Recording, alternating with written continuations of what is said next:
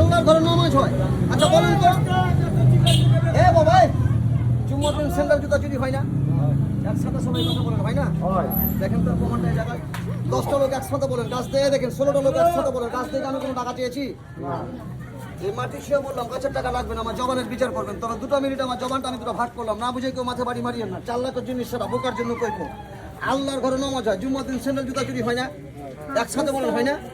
দেখেন তার চেহারাটা এই জায়গায়, হাতের বানটা ছাড়েন। 16টা লোক আরেকবার বলেন তো 10 টাকা আল্লাহ দান করা যাবে?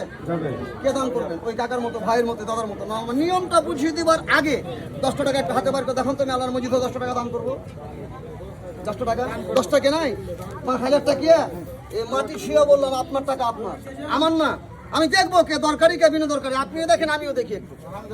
1 2 3 ওস্তাদ টাকা নিয়ে যাই। 1 জন 2 জন এই টাকাটা নিয়ে যাইস বাবা। 3 জন একটু হাতের মধ্যে রাখ। এই 500 টাকা কিনে আমাকে লাগবে না, খালি গন্তি করবো বাবা, একটু নিয়ে যাইস। আর কে পাইলেন? আর কে পেয়েছেন বাবা? কথা বলতে হবে এ বাবা, এ কথা বলতে হবে। নিয়ে যাইস টাকাটা বাবা।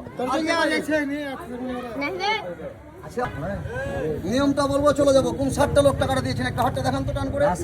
আমি দিই বস, এই বস টাকাটা গোছাতে বস।